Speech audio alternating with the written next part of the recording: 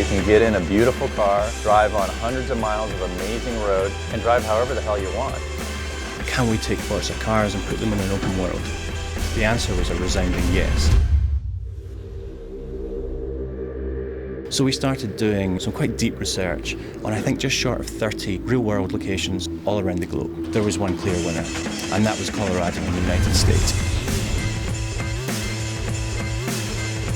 It combined all these things: legendary driving roads and fantastic scenery. That was really backed up when our environment team came back from Colorado from one of their research trips. The goal of the first reference trip was really to get an idea of what Colorado was like and just the general makeup of the terrain that was there. We came back with video and like no less than 50,000 pictures.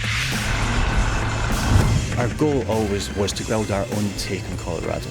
So we cherry-picked all the best bits that the guys had found, put them into a 2D map form initially, and then from that we started building a 3D world. The biggest challenge is finding how to transition from one really diverse looking environment to the next, and that's where our extensive research really came in. That festival, wow, it's sexy every time. The lakeside area. The snow-capped mountains. Plains to the foothills and forests and canyons. It's just epic diversity. Red Rock is probably my favourite zone in the game. There's these massive vistas across the entire world. It just looks absolutely stunning. And we've seen it as our job to make sure that this world is packed full of fun things to do and find. A living, breathing world, you know, birds flying around, wildlife. And you'd be like, wow, is that a geyser? There's always something new, a new race, a barn find. Extremely rare cars that have been sort of languishing in the barn, collecting dust, and you can have it restored back to its former glory. The experience is really big. It doesn't get repetitive. Not only does Colorado have a real diverse environment, it also has a lot of diverse roads.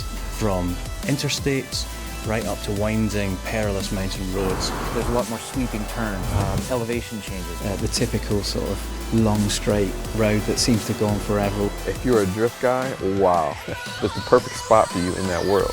It really has the full diversity of driving experiences. The really cool thing about the AI is the festival drivers which you encounter out on the roads of Colorado as well. These are other drivers like you who are just hooligans. They're out there tearing the roads up. You catch a Koenigsegg or something, you're like, okay, I'm gonna beat this guy this time. And you hit X and challenge that guy, that route pops up, you have no idea where it's gonna be. It's different every time. You can go right, you can go left. You might have seen a shortcut, and the AI will take those shortcuts as well. You miss a turn and hit a dirt road and smash through a fence and come flying out the other side and suddenly be ahead of the guy that you were behind. You really don't know what to expect. It's kind of like discovering your cars all over again. Falling in love with the same car you may have enjoyed in Forza Motorsport 4 is an entirely different beast out on the open highway.